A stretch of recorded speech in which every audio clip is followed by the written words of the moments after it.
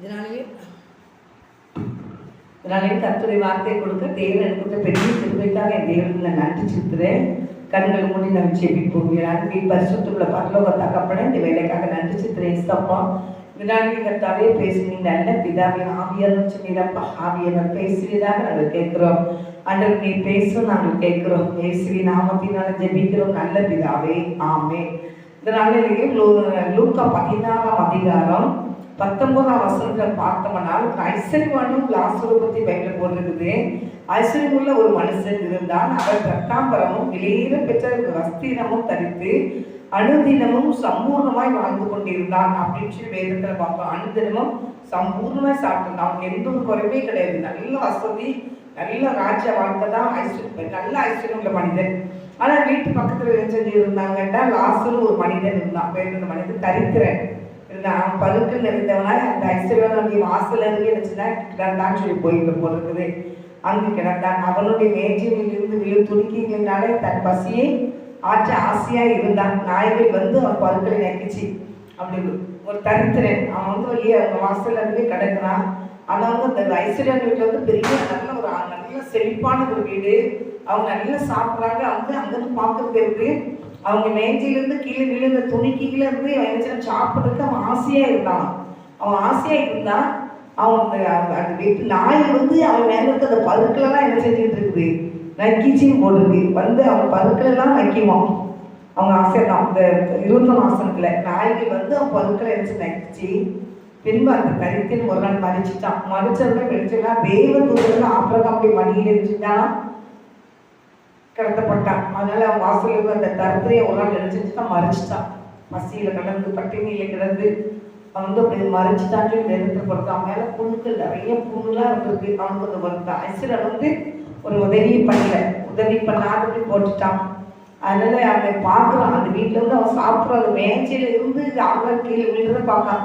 அது பிறகு கூட சாப்பிடலாமே அப்படின்னு நினைக்கிறான். என்னடா ஐஸ்வர்யன் அவங்க வந்து நிறைய ஆகாரம் எல்லாம் நல்ல ஆகாரம் சாப்பிடுவாங்க. ஆனால் சாப்பிட்டாங்கன்னா அந்த தட்டில் கூட அப்படி என்ன செஞ்சுருவாங்க, அப்படியே மிச்சமாக வச்சுருப்பாங்க. மிச்சம் மட்டன் சிக்கன் எது சாப்பிட்டாலுமே அது லைட்டாக சாப்பிடாம வச்சுட்டு அப்படி வச்சுருப்பாங்க. அதெல்லாம் பார்த்துட்டு தான் இருப்பான். அதெல்லாம் எனக்கு கீழே இருக்கிற பருத்தி கூட திங்க ஆசையாக இருந்தாலும் அவ்வளோ ஒரு பட்னியாக இருந்திருக்கான். ஆனால் இந்த ஐஸ்வர்யனுக்கு வந்து அந்த இடத்துல நினச்சிடலாம், அவனுக்கு கொடுத்து உதவி பண்ணலை. அவங்களுக்கு வந்து அந்த ஆகாரத்தை கொடுக்கணும், அவன் பட்னியாக இருக்கிறானே அந்த அவனுக்கு ஒரு குறிச்சி எரிச்சில்லை, கவலையே இவனுக்கு இல்லை. அந்த ஏழைக்கு அந்த சாப்பாடு கொடுப்போம், கொஞ்சம் கொடுப்போம், ஒரு எண்ணமே இல்லாதபடி சுகபோகமாக இருந்திருக்கான். ஆனால் வேதம் கூறுவது சுகபோகமாக இருக்கிறவன் உயிரோடு செத்தவன் போட்டிருக்குது. சுகபோகமாக அவங்க இருந்தாங்கன்னா உயிரோடு செத்தவங்க தான். எங்கிட்ட அந்த சுகபோகமாக இருக்கும்போது ஏழை மக்களை கண்டிப்பாக நினைக்கிறோம், அவங்களுக்கு ஏதாவது உதவி செய்யணும். அப்படி ஒரு மனிதர் வாசலுக்கு இருந்து ஆகாரம் ஒரு நேரம் ஆகாரம் கூட இல்லாமல் இருந்தால் அவங்களுக்கு கண்டிப்பாக என்ன செய்யணும், ஆகாரத்தை கொடுக்கணும். அப்புறம் சங்கீதா இது ஏசியாவில் கூட போட்டிருக்கோம். ஏசியா 58ஆம் அதிகாரத்தில் கூட போட்டிருக்கோம். அவனுக்கு என்ன செய்யணும், ஆகாரம் கொடுக்கணும். யாராக இருந்தாலுமே ஆகாரம் என்ன செய்யணும், கொடுக்கணும். 58ஆம் அதிகாரத்தில் போட்டிருக்கோம். அந்த 58:7 வசனம், பசி உள்ளவர்களுக்கு ஆகாரத்தை பகிர்ந்து கொடுக்கிறதும் தூரத்துண்ட சிறுமையானவர்களை வீட்டிலே சேர்த்து கொள்கிறதும் வஸ்திரம் இல்லாதவனுக்கு கண்டால் அவனுக்கு வஸ்திரங்களை கொடுக்கிறதும் உன் மாம்சமானவனுக்கு உன்னை ஒழிக்காமல் இருக்கிறதும் அல்லவா உனக்கு உகந்த உபவாசம் சொல்லி உபவாச ஜெபத்தை குறித்து போட்டிருக்கோம். அப்போ பசி உள்ளவனுக்கு ஆகாரத்தை நினைச்சு பகிர்ந்து கொடு அப்படின்னு போட்டிருக்கிறார். சிறுமையானவர்களை வீட்டிலே சேர்த்து கொண்டு வஸ்திரம் இல்லாதவனுக்கு நீ வஸ்திரம் கொடுன்னு அண்ணன் சொல்லியிருக்கிறாரு. நாளைக்கு எவ்வளோ ஒரு ஆசீர்வாதமான பிள்ளைகளாக இருந்தாலும் அந்த ஏழை பிள்ளைகளுக்கு கொடுக்குறதுக்கு அவங்களுக்கு மனசு வரவே செய்யாது, மனசே வராது. இப்போ வந்து நிறைய காரியங்கள் கூட செல்லில் பார்க்கும்போது சின்ன பிள்ளைங்க இந்த ஏழை மக்களுக்கெல்லாம் உதவி செய்யணும் பார்க்குறோம். அதெல்லாம் நினச்சா சந்தோஷமா இருக்குது. ஆனால் அந்த ஏழை மக்கள் வந்து அவங்க என்ன செய்யறாங்கன்னா கஷ்டப்பட்டு அவங்களுக்கு யாருமே கொடுக்க முடியாது, யாருமே கொடுக்க மாட்டாங்க. அவங்களுக்கு ஒருத்தங்களை கொடுக்கணும்னு சொல்லி மனசு இருந்தால் தான் கொடுக்க முடியும். அப்போ அந்த மனசை தான் ஆண்டவர் எதிர்பார்க்காரு. பசி உள்ளவனுக்கு ஆகாரத்தை தெரிஞ்சு பகிர்ந்து கொடு அப்படின்னு ஆண்டு சொல்லியிருக்காரு. அதில் எப்பேற்பட்ட மனசாக இருந்தாலும் பகிர்ந்து கொடுக்கணும். அவங்களுக்கு ஆகாரங்களை கொடுத்து அந்த பிள்ளைகளை அவங்களே சாப்பிட்றவங்க அவங்களுக்கு யார் கொடுப்பாங்க. நான் என்னை பொறுத்தவரையில் வயசானவங்களாம் பார்த்தா எனக்கு கஷ்டமாக தெரியும், ரொம்ப கஷ்டமாக தெரியும். அப்படியே ரோட்டில் இருக்கிறவங்களெல்லாம் அப்படி பார்த்தாங்கன்னா அப்படி மழை நேரம்லாம் அவங்க என்ன செய்வாங்க, அப்படி எங்கே போவாங்க, அப்படிங்கிறது நினச்சி கஷ்டமாக தெரியும். அதனால் தேவனுடைய பிள்ளைகளாக நீங்கள் உங்களால் முடிஞ்ச அளவில் அவங்களுக்கு நினச்சிங்க உதவி பண்ணுங்க. அந்த உதவி கண்டிப்பாக ஏசப்பட்டிருந்து உங்களுக்கு அந்த பலன் வந்துடும். ஆண்டு விட மாட்டார். உங்களை கொண்டு தான் நம்ம உதவி செய்து அந்த பூமியில நல்ல ஐஸ்வர்யங்களை மனிதர்கள் வச்சிருக்கிறாரு. தரித்திரமாக இருக்கிற பிள்ளைகளுக்கு உங்களை கொண்டு தான் உதவி செய்யணும். அவங்க ரோட்டில் பிளாட்பார்க்கில் வீட்டில்லாமல் இருக்கிறவங்களுக்குலாம் நீங்கள் என்ன செய்யலாம், நல்லா அதுக்குன்னு ஏதாவது ஒரு இடத்த தயார் பண்ணி கொடுக்கலாம். எப்படி நினச்சா முதியோர் இல்லங்களில் கூட நல்ல இடங்கள்ல கொண்டு அவங்கள போய் சேர்த்து வைக்கலாம். அவங்களுக்கு சேர்த்து அவங்களுக்கு ஒரு பெட்ஷீட்டு, அவங்களுக்கு எனக்கு தேவையெல்லாம் வாங்கி கொடுத்து சோப்புலாம் கொடுத்து அவங்கள நல்லபடி பத்திரமா பார்த்துக்கோங்கன்னு சொல்லி கூட நீங்கள் நினச்சி கொடுக்கலாம். நிறைய இடத்துல முதியோர் வீட்டில் கொடுக்குறதா மாதம் பணம் கட்டணும். அது கூட நீங்கள் ஒரு முதியோர்கள் வந்து சேர்த்துட்டு அதுக்கு மாதத்துக்குள்ள பணம் கொடுக்கலாங்க. ஐஸ்கிரீம் பணம் நிறைய இருக்கிறவங்க, வசதி நிறைஞ்சவங்க, நல்ல மாதச்சம்பளத்தில் நிறைய பணம் வராங்க. அப்படின்னு நீங்கள் பார்க்கலாம். இந்த ரோடு வீதிகளில் வந்து அவ்வளோ கஷ்டப்பட்டுட்டு தான் இருப்பாங்க. அவங்க எங்கே போய் குளிப்பாங்க, எங்கே போய் சாப்பிடுவாங்க, எங்கே பாத்ரூம் போவாங்க அப்படின்னு நமக்கு அதெல்லாம் நினச்சி பார்த்தோன்னா ரொம்ப கஷ்டம். அதனால் நீங்கள் வந்து நாட்களில் அப்படிப்பட்ட கஷ்டப்பட்ட பிள்ளைங்களாம் என்னன்னு நினச்சி பார்க்கணும். அந்த ஐஸ்வர்யர் வந்து நினச்சி பார்க்கல. இந்த ஐஸ்வர்யர் வந்து அவன் சுகமுகமாக இருந்துட்டான். சுகமுகமாக இருந்ததுனால அந்த ஐஸ்வர்யனும் ஒரு நாள் மறைச்சிட்டான், இந்த தரித்திரனும் ஒரு நாள் மறைச்சிட்டாங்க. ரெண்டுமே மறைச்சிட்டாங்க. 22ஆம் வசனத்தில் பின்பு அந்த தரித்திரன் மறைத்து தெய்வதூதனால் ஆபிரகாமுடைய மடிக்கு கொண்டு போகப்பட்டான். போய் விடப்பட்டான். ஐஸ்வர்யமானும் மறைத்தான், அடக்கம் பண்ணப்பட்டான். பாருங்க, அவன் வந்து ஆபிரகாம் மடிக்கு போயிட்டாரு. யாரு? தரித்திரன். அந்த இவன் வந்து என்ன செஞ்சான், ஐஸ்வர்யன் வந்து மறைச்சிட்டான். அவன் வந்து எங்கே போயிட்டான் பாருங்க, பாதாளத்திலே அவன் வேதனைப்படுகிறான். பாதாளத்தில் தள்ளப்பட்டான். எவ்வளோ பார்த்து அவங்க கிறிஸ்டினா இருந்தாலும் ஆண்டவருடைய பிள்ளைகள் அடுத்தவங்களுக்கு நன்மை செய்யணும். அவங்க எங்கே போவாங்கன்னா பாதாளத்துக்கு தான் போவாங்க. எவ்வளோ பையனில் போட்டுருக்கு. நல்ல சுகபோகமாக இருந்தால் உயிரும் செத்து வந்தான். நீ போச்சன பிரியனா இருந்தால் கழுத்தில் கத்தி வெயிட்டு இருக்கிறாரு. வசனம் தான் சொல்லியிருக்கு, வானம் பூமி ஒழிந்து போனால் கத்துடைய வார்த்தை ஒருபோதும் ஒழிச்சு போகாது. அவர் வார்த்தை எது சொல்கிறதோ அந்த வார்த்தை தான். ஆனால் தேவனுடைய பிள்ளைகளை நீங்கள் ஆண்டு நினைச்சிங்க, ஏழை எளிய மக்களுக்கு நீங்கள் இறங்குங்க. ஆண்டு வந்து நேரத்துக்கு தான் கொடுக்க, இன்னைக்கு தான் கொடுக்குறாரு. ஆனால் ஏழை எளிய மக்களுக்கு நீங்கள் கொடுக்கணும். அந்த ஐஸ்வர்யம் வந்து தரித்திரனுக்கு கொடுக்க மறந்துட்டான். அவன் கொடுக்குற அவனை அற்பமாக எண்ணிட்டான். ஆனால் அவன் போன எங்கே பாதாளம். அவன் இப்போ பாதத்துக்கு வேதனைப்படுகிறான். தன் கண்களை ஏறெடுத்து தூரத்தில் ஆபிரகாமை அவன் மடியிலே லாசருவையும் கண்டான். ஆபிரகாம் மடியில லாசரு இருக்கிறத தூரத்தில் இருந்து பார்க்குறான். அந்த பாதத்தில் கடந்து பார்க்குறான். அப்போ பார்க்குற பாருங்க, 24ஆம் வசனத்தில் அப்போ அவர்களாக்கி ஆபிரகாமே, நீர் எனக்கு இறங்கி லாசருவின் விரலினால் நுனித்த தண்ணீர் தாங்க நாம குளிர பண்ணுங்கன்னு சொல்லி அதில் போய் வேதனைப்படுகிறான். என்ன வேதனை? அக்கினி சுவாலையும் வேதனைப்படுகிறேன்னு சொல்லி கதறுவான். அக்கினி அதான் அன்றைக்கி சொல்றது, அக்கினியில் தள்ளப்படுவீங்க, அக்கினியில் தள்ளப்படுவீங்க, ஏசுவம் பின்பற்றுங்க, ஏசுவம் பின்பற்றுங்க. ஏன் சொல்றதுங்க, அந்த அக்கினியில் தள்ளப்பட்டிருக்காது. அவன் கிறிஸ்டினா இருந்தாலும் நன்மை செய்ய மறந்துட்டான். ஒரு ஏழைக்கு இறங்கலை, அவன் தரத்தினுக்கு இறங்கலை. நல்ல சுகபமாக தின்னான். எல்லாம் ஆகாரம் இருக்கு, எந்த குறையும் கிடையாது. ஆனால் அந்த ஏழையை மறந்துட்டான். அந்த கடைசியில் பாதாளத்தில் போயிட்டான்னு சொல்லி என்ன போடுறது. அங்கிருந்து தண்ணி நகத்தில் கேட்குறான். லாசரை பார்த்து தூரத்துல இருந்து பார்க்குறான். அன்றவே அந்த ஆபிரகாமிலிருந்து நுண்ணி விரலேருந்து தண்ணி தரையா, தண்ணி தாகமா எடுக்குன்னு அவன் போய் கேட்குறான். தண்ணி தாகமா எடுக்குன்னு அவன் கேட்குறான். நாம குளிர பண்ணுவான்றவரே, அவனை அனுப்ப வேண்டும், இந்த அக்கினி சுவாலைகளை வேதனைப்படுகிறேனேங்கிறான். அதுக்கு ஆபிரகாம், மகனே, நீ பூமியில உயிரோடு இருக்க காலத்தில் உன் நன்மைகளை அனுபவித்த. அந்த பூமியில நீ உயிரோடு இருக்கும்போது என்ன செஞ்ச? நன்மைகளை அனுபவிச்ச. லாசர் அப்படி இல்லை, தீமைகளை அனுபவிச்சான் அப்படின்னு. அதனால் டாக்டருடைய பிள்ளைகளே நீங்கள் நினச்சி காலத்தில் தீமையாக வந்துச்சு, அந்த தீமையை வந்து ஆண்டவர் கழிச்சுடுங்க. ஆண்டவருக்கு ஒரு காலத்தில் வந்து அது நமக்கு நினைவு கூர்ந்தாரு. அவன் வந்து இந்த உலகத்தில் வச்சுன்னா தீமையை அனுபவிச்சான்னு சொல்லி பையனில் போட்டிருக்குது. அதை நினைத்து கொண்டு இப்பொழுது அவன் தேற்றப்படுகிறார், நீயோ வேதனைப்படுகிறாய் அப்படின்னு. சுகபமாக அந்த பூமியில இருந்து உலகத்துல எல்லாம் இன்பத்தை அனுபவிக்கணும், எப்படி இருக்கணும் அப்படி இருக்கணும்ட்டு அப்படியே ஓடிட்டே இருந்தான்னு வச்சுக்கோங்களேன். உங்களால் மறைக்கும் போது பாதாளத்தில் தள்ளப்பட்டுருவாங்க. ஆனால் இந்த உலகத்தில் இருக்கும்போது நாளை நினைச்சி என்ன ஆண்டவர் சொல்லியிருந்தாரு அப்படி எப்படி நடக்கணும் அப்படின்னு சொல்லி பார்த்து நடந்தீங்கன்னா தப்பிச்சுக்குவீங்க. ஆண்டவருக்கு பிரியமான காரியத்தை செய்யணும். உங்களுக்கு பிரியமானது நீங்கள் வந்து 100 இறங்கிடக்கூடாது. எப்படி இருக்கணும்னு பயந்து போடுற அப்படி இருந்தால் தான் நீங்கள் ஆசை காப்பாற்றப்படுவீங்க. அதனால் தேவனுடைய பிள்ளைகளை நீங்கள் நாட்கள் அவளை பற்றியா இவளை பற்றியா அப்படி பார்த்தியா இப்படி பார்த்தியா அதை பாரு இதை பாரு இப்படியே புறம் பேசிக்கிட்டே இருந்தாங்கன்னா போக முடியாது. எல்லாத்தையும் ஒருத்தர் அங்கே கவனிச்சுக்கிட்டே இருக்கிறாரு. ஜீவ புஸ்தகம் நம்ம பேர் எழுதிக்கிட்டே இருப்பார். ஆண்டவர் அங்கே கரெக்ட் பண்ணிக்கிட்டே இருப்பாங்க. நிறைய பேர் இருக்காங்க அங்கே. அதில் தேவனுடைய பிள்ளைகள் வயசப்பாவையும் பிதாவையும் பார்க்குறோம், பரிசுத்தாவையும் பார்க்குறோம். அவங்க எல்லாம் ஆலோசனை பண்ணிட்டு தான் இருக்கிறாங்க. எல்லாம் அப்படிதான் என்ன சொல்கிறோம் அதை அப்படியே ஏசப்பா செஞ்சுக்கிட்டு இருக்கிறாங்க. அதனால பின்னால் சொல்றது அப்படியே அவர் கீழ்ப்படுகிறாரு. அதனால நாட்களுக்கு ஆண்டு நமக்காக வீட்டை ஆயத்தமான பண்ண போயிருக்கிறார். 14ஆம் அதிகாரத்தில் யோவான் 14 அதான் போட்டிருக்கு.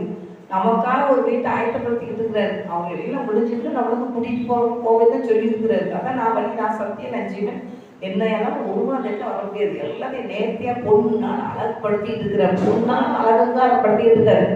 ஆனால் தேவனுடைய பிள்ளைகளா இல்லையே, நம்ம ஒவ்வொருவருக்கு யாருக்கு எந்த வீடு கொடுக்கணும், எப்படி இருக்கணுங்கிற எல்லாம் சரி பண்ணிட்டு இருக்காரு. ஆனால் இந்த குளத்துல இருந்து நம்ம கோணங்கள் நீட்டிடக்கூடாது. நம்ம ஆண்டு பயந்து என்ன செய்யணும், இருந்து அவர் என்ன சொல்லியிருக்காரு கேட்டு அதன்படி நடந்து நிதானமா செயல்படும் போது அந்த காரியத்திற்கு ஆண்டு ஜெயித்தெடுப்பார் தருவார். இந்த பூமியிலிருந்து நம்ம எப்படி இருக்கணும் அப்படிங்கிற கற்றுக் கொடுத்துருக்கிறாரு. எல்லாத்தையும் அது பிரகாரம் நடந்தாலும் பரலோக ராஜ்யத்துக்குள்ள போக முடியும். அவங்க ஒரு ஐஸ்வரனா இருந்தாலுமே ஆபிரகாம் பார்த்து என்ன கேட்கிறாரு, என் தகப்பனாகி ஆபிரகாம் என்ன கூப்பிடுறாரு. அப்ப பார்த்து ஆபிரகாம் அவருக்கு நல்லா தெரியுது. அப்ப இருந்தா சுகபோகமா இருந்துட்டான். அவன் யாருக்கு நன்மை செய்யல. அந்த கீழே உள்ள பருப்பை கூட அவன் கொடுக்கல. அந்த கீழே இருக்கிறது கூட அவனுக்கு அந்த கல்விக்கு நாளைக்கு அள்ளி போடுற மாதிரி அந்த மனிதனுக்கு அதை கொடுத்தா கூட திரும்பி பசியாக்கி இருப்பான். அந்த கூட கொடுக்கல. அப்படி ஒரு அந்த மனிதனை வந்து ஐஸ்வர்யா மட்டமா நினைச்சிருக்கான். அவன் மட்டமா நினைச்சிட்டான். அதனால அதை வந்து ஆண்டு பார்த்துக்கிட்டே இருக்கிறார். 2 ஒரு நாள் மரணம் சம்பவிச்சுது. அந்த மரணம் சம்பவிக்கும் போது லாசரு ஆபிரகாம் மடியில் ஏற்றப்படுகிறான். இந்த ஐஸ்வர்யமான சுகபோகமாக இருந்த இந்த உலகத்தில் இருந்தவன் பாதளத்தில் தள்ளப்படுகிறான். அங்கே தண்ணி தாங்க எடுத்துன்னு சொல்லி கேட்கிறான். ஆண்டவருக்கு எரிச்சு முடியாது, அங்கே உதவி பண்ணவே முடியாது, அங்கே யாருக்கு என்ன பண்ண முடியாது, கொடுக்கவே முடியாது. நீ இந்த உலகத்தில் இருக்கும்போது நீ என்ன செஞ்ச, நீ சந்தோஷம் பண்ணத பூமியில நீரோடு காலத்தில் ஒரு நன்மைகளை அனுபவித்தாய். லாசரும் அப்படி இல்லை, தீமைகளை அனுபவிச்சான். அதனால இன்னைக்கு எரிச்சு அவன் தேற்றப்படுகிறான், நீ வேதனைப்படுகிற அப்படின்னு அங்க சொல்றாரு. அங்க ஆபரணம் சொல்றாரு. அதுமல்ல இடத்தில் இருந்து உங்களிடத்தில் கடந்து போகவும் அவ்விடத்திலிருந்து எங்களிடத்தில் கடந்து வரவும் மனதுள்ளவர்களுக்கு கூடாதபடிக்கு எங்களுக்கும் உங்களுக்கும் நடுவே பெரும் பிளவு உண்டாக்கப்பட்டிருக்கிறதுங்கிறார். தேவனுடைய நான் பரலோக ராஜ்யத்துல அந்த இடத்துல ஆபிரகாம் மடியில் இருக்கிற இடம், லாசரு இருக்கிற இடம் நல்ல சூப்பரான இடம். இவரு பாத்திரத்தை கிடக்காரு. இந்த இடத்துக்கு அந்த இடத்துக்கு போகவே முடியாதுங்கிறார். அங்கிருந்து யாரும் எழுச்சி வர முடியாது, இங்கிருந்து அங்கேயும் போக முடியாது, அங்கிருந்து இங்கேயும் வர முடியாது, தண்ணிலாம் தரும் கொண்டு வர வாய்ப்பே இல்லைன்றது. எங்கிட்ட எந்த இடத்துல கொடுத்தாலும் இந்த பூமியில எல்லாம் நினைச்சுருந்துச்சாங்க, எல்லாம் சரி பண்ணப்படும். ஆனால் இந்த பூமியில வந்து யாரும் எங்கேயும் போயிட்டு வந்துடலாம். அங்கே போனதுங்கிறது அவர் பாருங்க, அங்கே ஆபிரகாம் மணிக்கு போனதுங்கிறது திருப்பக்கம் எட்டி தான் பார்க்க முடியுமே தவிர அங்கே வர முடியாது. அவன் அங்கேருந்து வேணா பார்க்கலாம், ஆபிரகாம் மணிக்கு யார் அப்படின்னு பார்க்கலாம். ஆனால் அங்கே ரெண்டுமே உதவி பண்ண முடியாது. அங்கே இருக்க யார் சொல்லிட்டார் உரைந்தான், அங்கே யாரும் என்ன பண்ண முடியாது, போக முடியாது. அது பிளவு இருக்கு, பயங்கரமான பிளவு உண்டாக்கப்பட்டிருக்கிறது. அப்போ நினைச்சுக்கிறான், ஐஸ்வர்யா நினைச்சுக்கிறானா, அப்பொழுது அவன் அப்படியானால் தகப்படை எனக்கு 5 சகோதரர்கள் இருக்கிறாங்க. இந்த வேதனை நிறைஞ்ச இடத்துக்குள்ள என்ன செய்யக்கூடாது, வராதபடிக்கு போய் அவர்களுக்கு சாட்சியை அறிவிக்கும் பொருட்டு நீர் அவனை தகப்பன் வீட்டுக்கு அனுப்பும்படி உண்மை வேண்டிக் கொள்கிறேன். எங்க போய் பாதாளத்துல கடந்து நினைக்கிறாரு. ஐயோ என் சகோதரர் 5 பேர் இருக்காங்க, அந்த 5 பேர்த்துக்கும் போய் அவனை அனுப்பி நீ என்ன செய்யும், இந்த இடத்துக்கு வராதபடி பார்த்துக்கிறோம் அப்படின்னு சொல்லி அவனை அனுப்பும் அப்படிங்கிறாரு. ஆனா அவன் என்ன சொல்றாரு, அங்க எரிச்ச முடியாது. அதற்கு அவன் அப்படி இல்லை, தகப்பனாகி ஆபிரகாமே மரித்தோரிலிருந்து ஒருவன் அவர்களிடத்தில் போனால் மனம் திரும்புவார்கள் என்றான். அதற்கு அவர்கள் மோசேக்கு தீர்க்கதரிசி அங்கே இருக்கிறவங்க சத்தத்துக்கு அவர் செவி கொடுத்துட்டு இங்க இருந்தெல்லாம் யாரும் என்ன செய்ய முடியாது, போக முடியாது அப்படிங்கிறாரு. இன்னைக்கு அதான் நடந்துகிட்டு இருக்குது. பாதாளத்துல போய் விழுந்த பிறகு ஐயோ இந்த இடத்துக்கு யாரும் வந்துடக்கூடாதுன்னா அங்கிருந்து யாரும் என்ன செய்ய சொல்ல முடியாது, யாருக்கும் தெரியாது. அதான் ஆண்டவர் மறைச்சிட்டாரு. அவ்வளவுதான், மறைச்சதுக்கு பிறகு செத்தவர்கள் ஜீவிக்க மாட்டாரு, முடிஞ்சுது. அந்த இடத்துக்கு போயிருந்தாங்க. பரலோகத்துக்கு போனவங்க பரலோகம் தான், இலைப்பாத்து போனவங்க பாதளத்துக்கு பாதம் தான். அங்கிருந்து வந்து யாரும் சொல்லிக்க முடியாது. இங்கே ஏகப்பட்ட மக்கள் நாங்கள் இன்னைக்கு கட்டுரை பிள்ளைகள் வந்து அந்த இடத்துக்கு பாதளத்துக்கு விழுந்துடக்கூடாதுன்னு சொல்லி தான் போய் சுவிசை சொல்லிட்டு இருக்கிறோம். ஆனால் யாரும் நிறைய மக்கள் கேட்காங்களோ கேட்கலையோ, ஆண்டவர் சொல்ல சொல்லிட்டாரு. கேட்காங்களோ கேட்கலையோ அவங்களுக்கு நீங்கள் சொல்லுங்க. காது உள்ளவன் கேட்கட்டு, காது இல்லாமல் அப்படியே போட்டு நியாயத்துக்கு நல்லது நின்றுக்கிட்டு எங்களுக்கு யாருமே சொல்லல, இப்படிப்பட்ட இடமா இருக்கிறீங்க யாரும் சொல்லலன்னு அழுதாலும் புலம்புனாலும் கதறினாலும் அங்கே யாரும் உதவி செய்ய முடியாது. போன பிறகு செத்த பிறகு போய் விழுந்தது அப்புறம் அக்கடி கடலில் போய் தூக்கி தூக்கி வீசிடுவான் சாசு. ஆனால் பரவ தேவனுடைய பிள்ளைகளாக நீங்கள் இந்த உலகத்தில் அவரை ஏற்றுக்கொண்டு அவருடைய பிள்ளைகளோடு நீங்கள் நினைச்சிங்க இன்பத்தையோ துன்பத்தையும் அனுபவிச்சிங்கன்னா கண்டிப்பா ஒரு நாள் மரணம் வரும்போது உங்களை பரலோகராஜ்யத்துக்கு ஆண்டு கூட்டிட்டு போயிடுவாரு. இளைப்பாறுற இடத்துக்கு கூட்டிட்டு போயிடுவாரு. அதனால இந்த இடம் தான் நீ அந்த இளைப்பாறுற இடத்துக்கு போறதும் பாதாளத்துக்கு போறதும் இந்த பூமியில தான் உங்களுக்கு வைக்கப்பட்டிருக்கு. நீங்க நன்மை எடுத்துக்கிட்டீங்கன்னா பரலோகத்துக்கு போக முடியும், தீமை எடுத்தீங்கன்னா அக்னிகளுக்கு போக முடியும். ஆனா இன்னைக்கு நாட்கள்ல தேவனுடைய பிள்ளைகள் எங்க ஆண்டை பத்தி சொல்லிட்டு இருக்கிறாங்க. சீக்கிரம் ஆண்டு வரப்போறாரு. ஒரு அடையாளங்கள்லாம் எல்லாம் நடந்துகிட்டு இருக்கு. மலைகள் எல்லாம் குன்றுகள் எல்லாம் தகர்க்கப்படுங்க, மலை குன்றுகளை தகர்ப்படும், சமபூமியை போன் பயிரை போட்டு லூக்காவில்.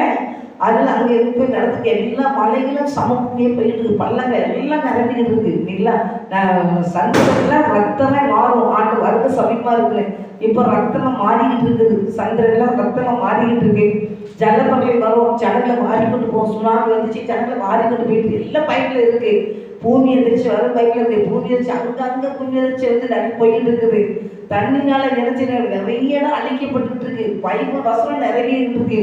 எந்த நேரத்துல ஏசப்பா வருவாங்கன்னு யாருக்கும் தெரியாது. திடீர்னு ஆண்டு வருவார். அதனால தேவனுடைய பிள்ளைகளா நீங்க இந்த கொடுக்கப்பட்ட நாட்கள்ல அவரை இயேசுவை ஏற்றுக்கொள்ளுங்க. இயேசு சீக்கிரம் வரப்போறாரு. அவர் இதோ நம்ம சீக்கிரமா வர ஆண்டவரை அண்டிக் கொள்ளுங்க. யாரும் பாக்கியவான்கள். இயேசுவை அண்டிக் கொள்ளுங்க. கர்த்தர் உங்களை ஆசீர்வதிப்பார். கண்ணில் முடிச்சிருக்கோம். என் அன்பின் பரிசுத்த பிதாவே, இந்த வேலைக்காக நன்றி சொல்கிற இயேசப்பா. அப்படி பாதத்தை தாழ்த்துகிறோம். இந்த வேலையில் இந்த வார்த்தையை கொடுத்த தேவனுடைய பெரிய கிருபைக்காக நன்றி இயேசப்பா. தொடர்ந்து பொறுப்பெடுத்து நடத்தும். கேட்ட மக்கள் மனம் திரும்பட்டும், ரட்சிக்கப்படட்டும். கர்த்தாவே உடைய சொந்த பிள்ளைகளாக மாறட்டும். அந்த அண்டிக் கொள்ளட்டும், பாக்கியவான்களாய் மாறட்டும். அப்படிப்பட்ட கிருபையை பார்த்து எல்லா மக்களும் கொடுங்க. ஆசீர்வதி இயேசுவின் நாமத்தினால் ஜெபிக்கிற நல்ல தகப்பனே, ஆமென். நாத்துமாவே கர்த்தரை ஸ்தோத்திரி, முழு நாமத்தை ஸ்தோத்திரி. நாத்துமாவே கர்த்தரை ஸ்தோத்திரி. கர்த்தர் சகல உபகாரங்களை மறவாதே. ஆமென். கர்த்தர்களை ஆசீர்வதிப்பாராக. ஆமென்.